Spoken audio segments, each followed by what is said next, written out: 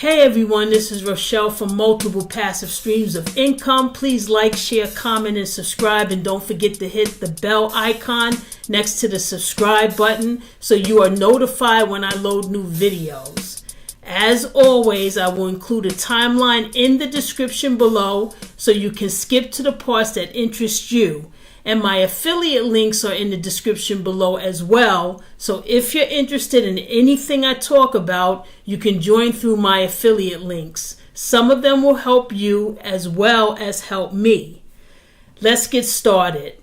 I'm going to insert part of a previous video tutorial I created when I made my first $150 investment with Hashflare, which was December 2017, which allowed me to purchase 1 terahash of SHA-256, which is Bitcoin. Now, I think this tutorial did a great job of stepping someone through the process, so there's no need for me to do it over. But after the video plays, I will show you the transaction I completed earlier today and further explain some of the speed bumps that I hit. A few things I want to highlight is when you make a purchase with Hashflare with a credit card, and yes, you still can make purchases with a credit card, the transaction will most likely be flagged for fraud. In the case of my credit card, I have a Citibank MasterCard.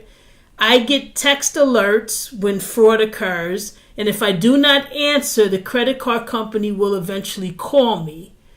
Ultimately, I have to speak with a representative while I'm doing the transaction in order for it to complete successfully. So I'll go into more details about that after this original video plays, and I'll show you proof that even with all the credit card changes that have happened since December, a lot of credit cards will not allow cryptocurrency transactions, and or they are charging cash advance fees if they do allow cryptocurrency transactions. So from my experience today, it seems that Hashflare has not been grouped with cryptocurrency, and really it shouldn't be, because I'm not purchasing cryptocurrency from Hashflare. I'm purchasing Hashpower. Yes, it will create cryptocurrency, but it's not a transaction where I'm taking USD dollars and getting Bitcoin or Ethereum or Litecoin in exchange. So I think this is the reason why it is not in that same classification. If I try to use a credit card on Coinbase, for instance, I actually tried a month ago. I needed some Litecoin to pay a Instagram influencer for, he wanted to be paid in Litecoin. I tried to get $20 worth of Litecoin, and my credit card rejected transaction. So I say all this to say that Hashflare doesn't seem to be in that same category. So that's a good thing. You can actually buy Hashpower with your credit card, but you are going to hit some stumbling blocks, and I will go over all of that after I play this original tutorial that will kind of show you how the process will work when using a credit card to purchase Hashpower from Hashflare. This video is going to show you how to register for Hashflare and put some money into your account. So you want to click the register link on the Hashflare home screen. You'll get a pop-up box which will ask you for your email address, some passwords, your date of birth. Once that is complete, you'll get a success message on your dashboard screen. Now, you want to set up your two-factor authentication for extra security. So for that, you'll go to your settings screen. You'll enter some other information to complete your profile, but ultimately you want to scroll down and you want to enable your two-factor authentication. Now, what that is going to tell you to do is to download from the App Store or Google Play 3 apps that they suggest. One is called Authy, One is called Google Authenticator and the other is Microsoft Authenticator. In my case, I downloaded Google Authenticator from the App Store. And then once you have it on your phone, you'll scan the QSR code. And then that will allow you to get a code from your phone and enter it into the screen to enable your two-factor authentication. Let me show you what the icon looks like for the Google Authenticator and also show you what the screen looks like. These numbers on the screen will change like every minute. And as you see, I have one for BitConnect and as well as Hashflare. So whenever I go to log into Hashflare, it'll ask me for my email address and it'll ask me for my password. And then another screen will ask me for that 6-digit token. So I have to have my phone with me in order to get into my Hashflare account. So that gives you kind of like an extra layer of protection so that if anybody were to hack your passwords or be able to find out what your passwords are, they would also have to have your phone in order to get into your account. Once you're able to enable your two-factor authentication, you will get a success message. Now let's move on to the dashboard screen, and you will notice that there are multiple cryptocurrencies that you will be able to purchase Hashpower for. But I'm interested in Bitcoin, so Bitcoin is SHA-256. Also notice the cart icon next to it. That means that SHA-256 will be able to be purchased, which is the Hashpower for Bitcoin. When you click on the cart, the screen will expand and there will be a slide that will allow you to move it from right to left. As you move the slide, you'll be able to see how many US dollars will be able to purchase certain amount of Hashpower. Now, once I determined I wanted to purchase $150 worth of Hashpower, I clicked proceed, and then that put me to a confirmation screen and it allowed me to select a payment method. Now, the box you see in front of you has several different methods, but I chose to pay by credit card. There were actually two methods for credit cards. There was one called Universal Pay and one called Continuum, I think. And the important thing about it, whatever one you choose, I know one of them only allows you to purchase $3,000 worth of Hashpower in a day. I'm not sure if the other one has a limit, but it was not stated on that particular box that there was a limit. In any case, I did use Universal Pay, and when you click on it, you'll see a link that kind of explains how you have to verify your card. So make sure you click on those links and familiarize yourself with what you need to do. I'm going to show you what I did for Universal Pay so you kind of have an idea of what it will take to verify your card.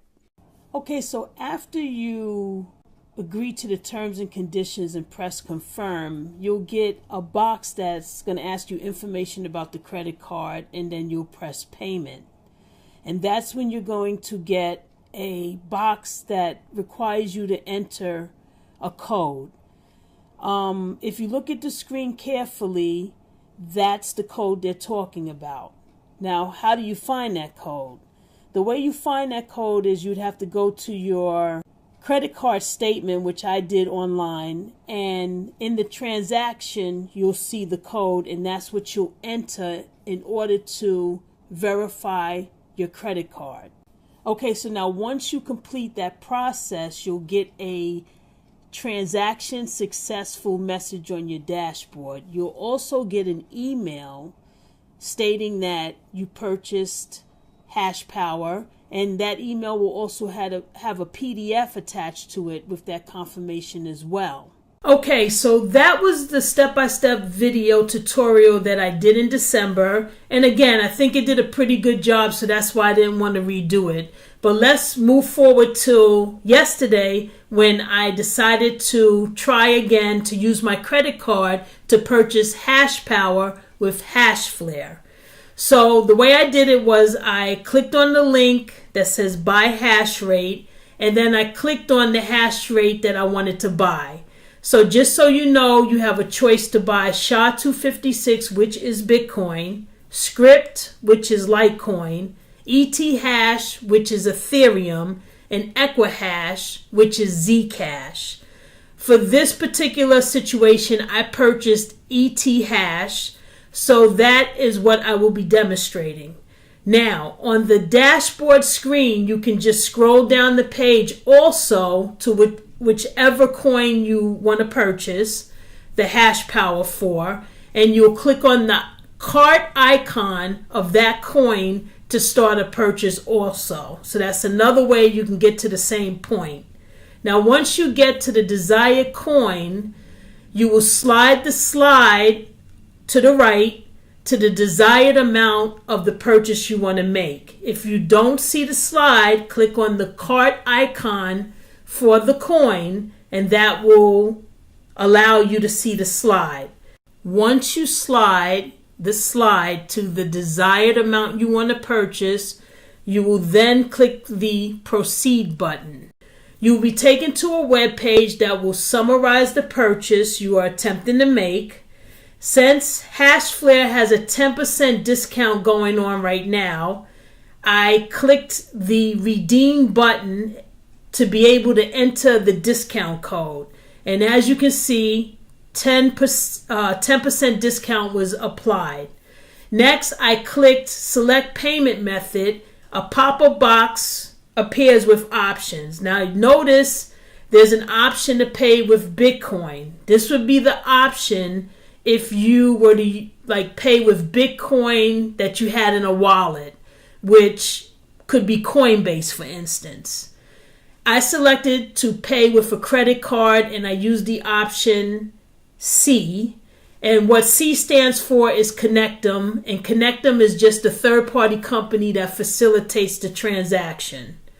A web page will appear.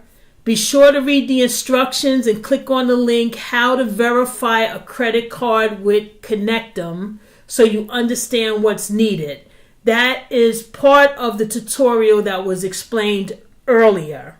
Okay, but basically, in a nutshell, you'll enter your credit card info, the transaction detail that appears on your credit card statement. There'll be some numbers after the word Hashflare that you'll have to retrieve from your statement. So it's a good idea to have your online credit card account set up so you can go right on online, get those numbers, and enter that in order to complete the verification of your credit card.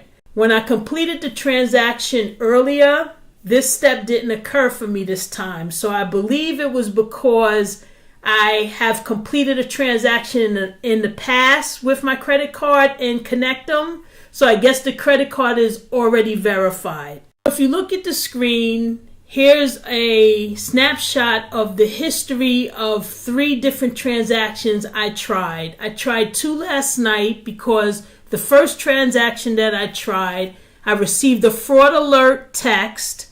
I answered back the number 1, which was supposedly stating that I was recognizing that this is my charge. At that point, the transaction showed as pending on the Hashflare history, and I didn't know if I should redo it again or if that pending would eventually turn into successful, but it didn't. It actually turned into canceled. So then I tried again, got the text again. This time I tried to call a number on the text, and I spoke to a representative who stated that their computers were down. So I would not be able to do anything at that point. So it was pretty late at night. I went back to sleep. This morning, I received a call from the credit card company, which I didn't answer. I was asleep. I heard the message. And so then I therefore tried to do the transaction again in the morning. It too did not go through. So I eventually had to get on the phone and actually do the transaction while I had the representative on the phone. So this is the reason why I'm explaining the whole details of what happened, because ultimately you probably have to get on the phone with the representative, do the transaction while they are on the phone, and they will allow, or they should allow, the transaction to go through. Again, the important part here is that they are not grouping Hashflare as a cryptocurrency transaction. So hopefully, if you try to buy Hashpower through Hashflare with a credit card, you should be able to be allowed to do so. So as you can see on the screen, the fourth transaction went through because I had the representative, the credit card representative, on the phone while I was doing the transaction. And as you can see, I am now mining 9 megahash of Ethereum. And I also have the forecast box highlighted in red there. It will take about 24 hours before that will populate, because some hash power has to be accumulated in order for the forecast to start. So hopefully you found this tutorial useful and you are assured that you can still purchase Hashpower from Hashflare with a credit card. As you see, I have been able to do that today. And again, if you could utilize my affiliate links for Hashflare in the description below, it'll be greatly appreciated. As always, I thank you for listening. I appreciate everyone. And again, take care of yourself as well as others. Take care.